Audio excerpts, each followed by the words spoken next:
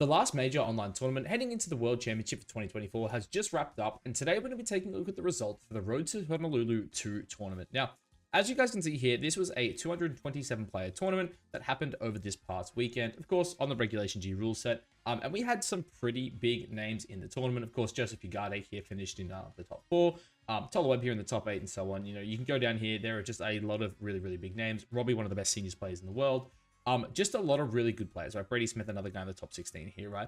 A lot of them, a lot of really good players, a lot of Japanese representation here as well, which is really, really cool to see. And yeah, just a lot of really cool results, right? But today we're going to be taking a look at everything and, you know, kind of just doing a little breakdown of some of these teams and kind of taking a look at how things are going. So the first major thing I do kind of want to touch on here is the top 8, and in particular, the restricted legendary Pokemon in the top 8. As you guys can see, there are 2. Now, this has got to be the first tournament in a very, very long time where it has been so heavily dominated by 2 restricted Pokemon. As you can see here, there's actually not a single Calyrex-Ice on the screen. As a matter of fact, there is not a single Calyrex-Ice in the top 16, which is crazy to me because that is the Pokemon that I thought would have probably the most usage out of the restricteds. And 2 is obviously just one of the best restricted Pokemon, right? But Calyrex-Shadow Focus here and Miraidon do take the cake here, getting 4 placements in the top 8 each. Which is pretty incredible if you ask me, especially with how, you know, high usage Rillaboom is. Like, if you look at, you know, the Cali Shadows here, right? So there's actually 3, sorry, I thought it was 4 and 4. It actually turns out there's 5 Miraidons, 3 Cali Shadows. All 3 Cali Shadows have Rillaboom on the team, right? Rillaboom is one of the best answers into Miraidon. 1, it resists the electric stab, but of course, 2, it is slower and, you know, it can, you know, reset the terrain for you, which is really, really important. Of course, here, Taro here, a Japanese player, did win the event. A really, really cool take on the Cali team as well. We are seeing here the covered cloak, which is pretty common nowadays. This one is a Terra Hog, so, you know, if you got a Terra out of your Ghost typing, you do want to obviously not be faked out. But also, too, there are moves like Snarl and whatnot that are out there that can be really, really annoying for Cali, right? Especially things like Choice Scarf Chi-Yu can just outspeed this and resist both your stabs. And yeah, kind of the spam Snarl could be super duper annoying. Hence why we're seeing that pick up. We are seeing a pretty standard, you know, Rillaboom, Incineroar set here, Terra Ghost, Fake Out, Willow Parting Shot. Honestly, stock standard, it's the go-to right now. Same with the Rillaboom. When Rillaboom's head with Incin, you know, it's pretty common to see it with the Solvest Boss U-turn. Indeedee was super interesting on this team, in my opinion. 1, because seeing double terrain is really odd. You don't really see double terrain, at least not, you know, so far in Regulation G. But 2, of course, it is very good with Calyrex because it does give it access to Expanding Force, which technically is Cali's best, you know, Psychic type stab move. But if you do run things like Astral Barrage and Expanding Force, you don't really have ways to hit mons like Incineroar or Chi-Yu for all that much damage. Of course, there is, you know, the nasty plot and whatnot, but yeah, it is very, very uncommon to see Cali sets like this. But in saying that, I do think Indeedee female is underexplored right now. Psychic Terrain's fantastic. There's a lot of priority going around right now. And with Rocky Helmet too, it's a fantastic switch into the standard Fire Water Grass core, which is obviously Incin, Rilla, and Urshi. All physical attackers, all of which make contact. So having something like Rocky Helmet is really good for breaking sashes and just getting genuinely good chip damage on these Pokemon. And not to mention, Indeedee does genuinely run a bit slower than Rillaboom, which does mean you do have the terrain more there if needed. And then the final one on this team here was Ogerpon Hearthflame. Just a fantastic mon, obviously. Good redirection. I think having a grass-type redirection mon is very, very good right now, just because of the Amoonguses, of course, running around. But this mon also pumps out a lot of damage. And having, you know, Mold Breaker, Grassy Glide next to Rillaboom is always a good thing. Then the second place team here, another Cali team. Very, very similar. The only difference here is it has Rillaboom on it. Now, sorry, not Rillaboom, has the Raging Bolt on it, which I would say is the more standard way to play this Pokemon. But interesting enough, again, we do see the Cali Terra Normal once again, which I think is fantastic. Again, in the mirror as well, this is awesome. It's unreal, right? Because in the mirror, you can't be Astral Barrage, which is like the main thing. But we do see the pretty standard core here. I think this is the best way, or one of the better ways to play the Firewater Grass right now, of course. It's the Sash Urshi, it's the Goggles Incin, and it's the AV Rillaboom. We see, you know, slightly different terrors here. Interesting tech on the Incin. They did drop Will-O-Wisp for a Helping Hand. Which I do think is really good, especially, you know, if you're going up against things like Fire, Calyrex-Ice. You don't want Will-O-Wisp as much. But still, Helping Hand next to a Life Orb, you know, Cali-Shadow is just a lot of freaking damage. But once again, we do see the Ogerpon again rising up, getting 2 top 2 placements, which is kind of crazy. And then, of course, the standard Raging Bolt here with just 3 attack, special attack booster, Terra Fairy, really, really cool. And it does just show as well that these 2 are, you know, it is one of the best archetypes in the game right now. You know, Cali-Shadow balance is just incredibly good. And it is also really cool to see as well 2 Ogerpons here in the other top 2 as well. Then we have Joseph Ugarte. So anyone who's been around the channel, you know, for a while knows, you know, Joe's my nemesis, right? You know, Joe beat me my first ever tournament in the Win and In. So whatever I see him do good, makes me feel a little bit better about myself. But yeah, Joe here, top 4 with Miraidon, which is very, very interesting because Miraidon is actually a mon I've got my eyes on right now a lot as well. I have said before, if I was going to Worlds this year, Miraidon would have been the restricted I locked in. But of course, Joe has a very, very different way of playing it. So we see here, it is choice specs. It is paired up the, the Iron Hands, which is one of its better partners. Obviously, fake out support. Not to mention, Iron Hands in terrain just does stupid amounts of damage. But of course, we have just a super interesting core around this. So we have Grimmsnarl, which is a mon that is picking up in usage. I think Grimmsnarl is incredible with restricteds that resist water. The main reason for it is because the only real way to beat Reflect is to crit through it guarantee. And the major mons that kind of crit through it when you think about it is one, obviously Urshifu. Two, of course, is Urshifu Dark, but it's not really as common right now. And then it's just other high crit moves. A lot of the time you're talking about things like, Ivy Cudgel from Ogerpon. And for the most part, they are all resisted by Dragon outside of course, the Ogerpon Rock, which is technically the most used of them right now. But nonetheless, this team obviously has different answers to it. So Screen's obviously incredibly good. Of course, we see here the Urshi, Joe running the Taunt plus double stab, which I do think is very good. I think Taunt Shifu right now is incredibly strong, especially with, Pokemon like Amoonguss running around. It is very, very good. Of course, we touched on the Brian Hands, but the two really interesting parts of this team is the Volcarona and King Gambit. Now, I'm a huge fan of Volcarona because I do think it fixes a lot of really bad matchups for some restricted Pokemon, right? Like one, it's incredibly good into both the dogs. So Zacian and Zamazenta, it like just hard walls them. It's also pretty solid as well into things like Miraidon because it can, it can redirect the collision course, obviously, and, potentially go for the burn, which kind of means they have to go for the fire attack in the sun. But the issue there, if you pair it up with something like the Iron Hands, then all of a sudden, you just get Upper Quiver Dance, you outspeed it. And now, you're using their sun against them. And Terra Grass Giga Drain, I do think is incredibly strong right now. One thing as well I'll mention with Joe's team here is just, it's the Thunder Wave. Everyone's running Thunder Wave right now. It's an incredibly good move. One, the speed control is fantastic. A big reason too, I think Thunder Wave is really good now, especially on mons like Fluttermane as well, is its permanent speed control. So like, say for example, when you're running like Icy Wind Fluttermane, your opponent can just switch out. Same with like, Cotton Spore coming off of a Whimsicott, a Bleak Wind speed drop off a Tornadus, even Icy Wind off Tornadus, right? You can just switch out and you're good, right? Where Thunder Wave is there for the whole game, which is, I think, a really, really important thing to keep in mind when you're looking at the Grimmsnarls and the Fluttermanes that are all running T-Wave. But then finally, King Gambit. Now, I did a breakdown of Joe's team. I didn't make a video on it, but I was talking to one of my friends, Lewis, about it because he played Joe in one of the big tournaments this week. I think Joe beat him in, I want to say it was Wide League. I think they played each other in the finals, and Joe beat him. And the King Gambit looked incredibly good, right? And the big reason for that is King Gambit has essentially, there's one mon essentially that has made King Gambit incredibly hard to play in the recent formats, and that is Urshifu. If Urshifu doesn't exist, King Gambit feels really, really good. And when you pair it with a strong restricted dragon type in particular, King Gambit actually feels incredibly good, right? It has a very positive matchup into both the Calyrex forms. Of course, you can go for things like, high horsepower from Calyrex, but realistically, having the double, or really just the triple stab moves here is incredibly good, right? The steel is really good into the, the base form of the ice. It's also really good into Terra Fairy as well on the Calyrex-Shadow Rider, which is probably the most common of the Terras. And of course, having Counter Leave is just really, really strong as well. Obviously, if the Cali-Shadow doesn't Terra, it gets bopped. And of course, if, the Caly-Ice doesn't Terra, it gets bopped. And if it does Terra, you're still taking a lot of damage from this Pokemon. Not to mention, it's incredibly bulky. Having to fight as well into things like Incineroar is just always a good thing. And running this Lumberry set also is really cool because it allows you, one, to run Protect, but also two, it does allow you to, eat a Will-O-Wisp off something like an Incineroar. Because really outside of that, the only other things you're worried about are things like T-Wave from Grimmsnarl, which it can't hit you with because you're a Dark type.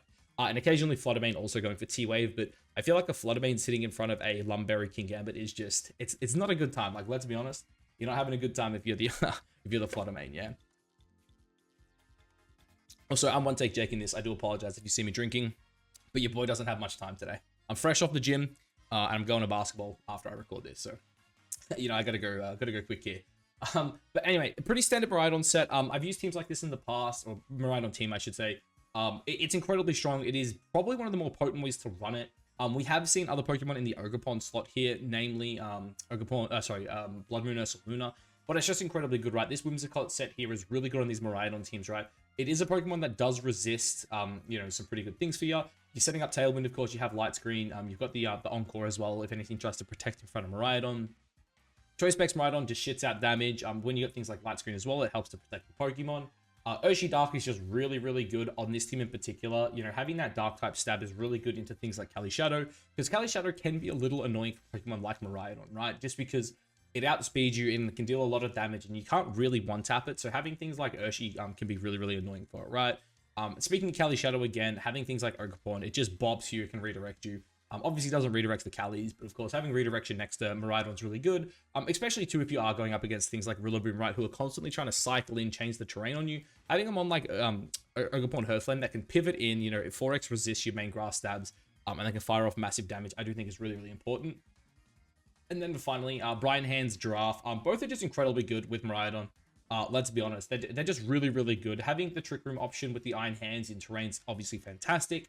And of course, having Helping Hand next to both Miraidon and Iron Hands is just great. And Hands AV, pretty standard in the Miraidon teams, just pumps out damage. And again, look, these teams here, they're kind of similar, right? We will touch on Toler's team here. I won't talk about the Vide, I think it's pronounced, because again, it's basically the team we just looked at. I think it is the team we just looked at. Anthony's team here, we will take a look at this again, but again, very, very similar with the Chi-Yu. And then, yeah, this team here, again, relatively similar as well. But Toler's team, this is awesome. I love this team. It literally looks like it came straight out of my builder, which you love to see. But yeah, Cali Shadow Life Orb here with setup. It's pretty standard at this point. The Firewater Grass Core this time, though, did drop Insyn for my guy, Chi-Yu. Obviously, the better Fire Dark type, which you do love to see. But yeah, it's a pretty stock standard team outside of, you know, normally they have Incineroar in the Chi-Yu slot. Clefairy is just fantastic redirection for the Calyrex-Shadow. Of course, you know, you've also got Friend Guard as well, making it a little bit bulkier. Having a Rain Dance, a Tailwind bot next to Urshiyu as well is pretty damn broken. Especially with Mystic Water plus Terra Water. This one can just pump out damage if you go up against balanced teams. And of course, Rillaboom here is pretty stock standard. Really interesting to see Toler, though, did opt for the Miracle Seed plus Terra Grass. I did think that was really interesting. This team kind of looks like a best of one tech, because obviously you expect the Chi-Yu to be super offensive. But of course, here, I think the Assault Vest set does make a lot of sense. You know, you've got the four primary stab moves here. But of course, having Flamethrower over Overheat, I do think is also super interesting. But yeah, really, really cool team by Toler here. I absolutely love it. Again, we'll skip most of these teams here. Honestly, I don't really think we need to talk too much about any of these teams here. Like, Andrew's team is basically these Whimsicott teams we looked at. But instead, you know, it's got the Blood Moon, like what we kind of talked about before. But instead, it has that Chi-Yu next to the Miraidon, which again is a pretty potent combo. But yeah, just really cool stuff. Of course, the Blood Moon Ursaluna as well just gives you that really powerful Trick Room mode on these Miraidon teams where, you know, you can lead something like Miraidon, say, plus Giraffe, and then you just Volt Switch, set up the Trick Room, and you bring in the two sweepers and kind of sweep through. Some really, really cool stuff there. We do actually see two Koraidons here as well pop into the top 16, which is really cool to see. This team here in particular, I'm a huge fan of. I do have a video coming out in the future, or the near future, I should say, talking about some of these teams as well. I'm going over basically like the best cores in the game and whatnot. And this is one of the best ones in my opinion. This is the Koraidon plus 3 special attack, as I like to call it, right? So it's Koraidon with Flutter, Fish, and Bolt. These are 3 mons that in the sun do stupid amounts of damage. It's honestly kind of insane. Of course, Fluttermane here with the Booster Plus Sunny Day does give you a non-priority way to set the Sunny Day. And when you're like Timid Max Speed, you're basically outspeeding anything anyway, right? So say you lead like Koraidon Flutter and they lead, you know, Tornadus Urshi. You can just click Sunny Day and you know your Sunny Day is always going up, which enables the Koraidon to kind of just pump out a lot of damage in the sun. And again, these 3 mons here in particular are just really, really good, especially in the sun. The Ogrepawn Cornerstone as well, I'm a huge fan of. I think, you know, it's funny how Rock Ogre has been like the worst Ogre up until Regulation G, and now all of a sudden that's the best one. Sturdy is obviously a fantastic ability, and right now having a stab rock type move that's 120 base power, no drawback, doesn't miss, is pretty freaking nutty. And of course, Ditto right now with Focus Sash is a super interesting mon, because you can kind of just like sack something and then, you know, even like Raging Bolt here with slow Volt Switch, right? You just slow Volt Switch out and then it allows you just to, you know, come in, steal a Cali Shadow, you know, steal a Kyogre or whatever it might be, right? And then with a Focus Sash as well, you're able to take any one hit and then kind of just, you know, kind of just reverse sweep, right? Especially if you steal things like Cali Shadow or, you know, Cali Ice, whatever, you know, whatever it might be. Ditto can kind of just sweep through the game. So really, really cool. Pretty standard team here as well. This is another like relatively standard version of these Cali balances. Kind of crazy to me we haven't seen any more Smeagol than this, because I don't think Smeagol is actually insanely broken. I've only just started playing it myself the past week or two, and this one's ridiculously dumb.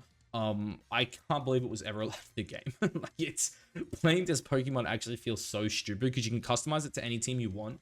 And when you've got like Cali Shadow plus Smeagol, like, you know, you can just go like, oh, like I've got Spore, I've got Follow Me, I've got Wide Guard, Spiky Shield, whatever it might be, right?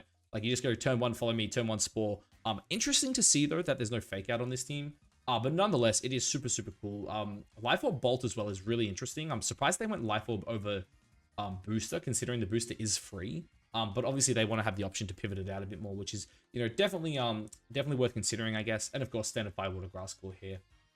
Any other cool teams to look at? Robbie's team is actually super interesting. I wanted to talk about this as well, because Robbie also just got top 8, I think, at the first VR tour like 2 weeks prior. Using the exact same team here, and this is really cool. Like, once again, you have like the pretty standard set here where you've got the Chi-Yu and the Bolt paired up with Miraidon, just 2 really good Pokemon in the sun. Obviously this time, instead of having the Fluttermane, they did opt for a Venusaur, which is really, really cool. You know, Sludge Bomb, Grass Knot, and Sleep Powder, just a really cool set here. Of course, having the Cloak as well, enabling you to just lead next to Miraidon, essentially outspeed everything and start putting stuff to sleep. And then, of course, the super interesting thing for this team is the P2 plus Ursaluna.